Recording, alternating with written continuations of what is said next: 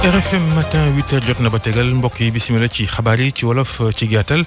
ànd ceeg El Hadj Ndate Diop asalaamaaleykum. waaleykum salaam di nuyu ñëpp di ko doore ak li nga xam ne rek moom moo di wili pande gi nga xam ni Thierno Alassane Sall daal dina koy wili pande nguurug Macky Sall ci ab téere bu mu duppee protocole de l'Élysée confidence d'un ancien ministre sénégalais du pétrole muy wane anam ya nga xam ni njiitu réew mi Macky Sall na la joxe koppar ula fexe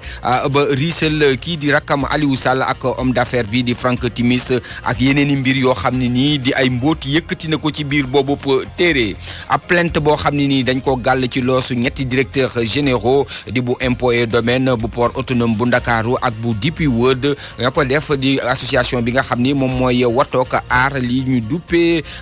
jaww ji maanaam écologie ñu ni loolu nag mi ngi jëm ci ñàkk sàmm ak convention biologique jëm ci wàllu ko projet Ndayane daa ngeen ci dégg Abdourahmane Diallo ci biir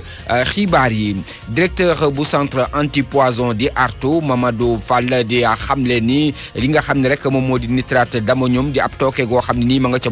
port bu Ndakaaru mën na indi jëye rawatina ci askan week seenu ko noyyi waaye yenn ci ay explosion dem sax bay daaneeli bâtiment daa ngeen ko dégg ci biir xibaar yi tàggat yaram ak Coro News ak li ci yéenekaay yi moom mooy ndar képp xibaar yi buñ ci boolee wàllu aada ak cosaan dal leen ak jàmm.